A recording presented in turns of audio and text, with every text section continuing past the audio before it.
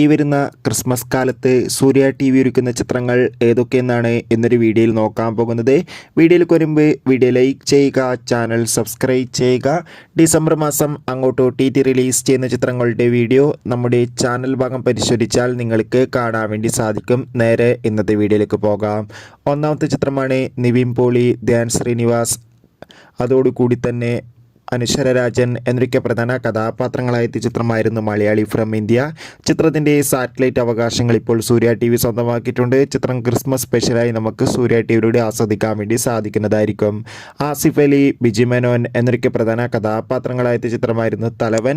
ചിത്രത്തിനൊരു മികച്ച വിജയം തന്നെ സ്വന്തമാക്കാൻ വേണ്ടി സാധിച്ചിട്ടുണ്ടായിരുന്നു. തലവൻ എന്ന ചിത്രം നമുക്ക് സോണി ലീവ് എന്ന OTT പ്ലാറ്റ്ഫോമിലൂടെ ലഭ്യമാണ്. ചിത്രവും ഈ വരുന്ന ക്രിസ്മസ് കാലത്ത് ഏഷ്യാനെറ്റിലൂടെയല്ല സൂര്യ ടി വിയിലൂടെ സംപ്രേഷണം ചെയ്യുമെന്ന് കൺഫേം ആക്കിയിട്ടുണ്ട്.